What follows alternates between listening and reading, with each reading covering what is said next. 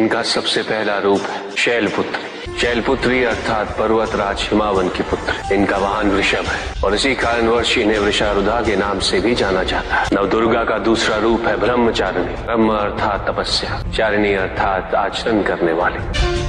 ये रूप उस ज्ञान व आचरण का प्रतीक है जिसके माध्यम से इन्होंने मुझे अपने पति के रूप में प्राप्त किया। नवदुर्गा का तीसरा रूप है चंद्रघंटा। मस्तक पे घंटे के आकार में आधा चंद्र। ये रूप अत्यंत शांतिदायक, कल्याणकारी है। विभिन्न प्रकार के अस्त्र और शस्त्र इनकी 8 भुजाओं में सुसज्जित है। इनका तीसरा नेत्र सदैव खुला रहता है। चंद्रघंटा का वाहन सिंह है। ये युद्ध करने हेतु सदैव तत्पर रहती है। इनकी आराधना करने से निर्भीकता और वीरता के साथ ही सौम्यता और विनम्रता का विकास निश्चित है। ये जो मृत्यु देती है वो सुख कारक और निर्भय अवस्था में होती है। इनकी मंद मंद हंसी से संसार का जन्म संभव होता है। यह है नवदुर्गा का चौथा रूप, जिसे कुष्मांडा के नाम से जाना जाता है। अष्टभुजा, शस्त्रधारिणी, व्याघ्रवाहिनी, हिरण्यवर्णा।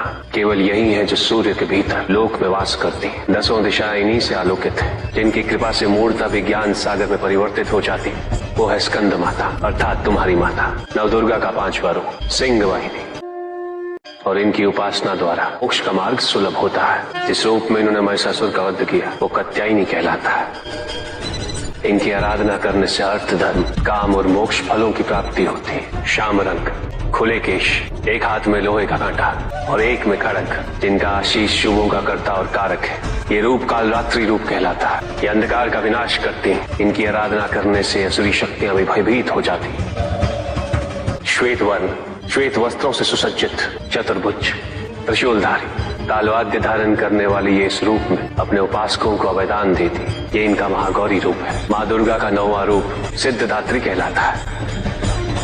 प्रकम्य, अशित्व, अशित्व, ये 8 सिद्धियां केवल इन्हीं की कृपा से प्राप्त हो सकती। मेरा अर्धनारीश्वर रूप इनके सिद्धदात्री रूप की ही देन है।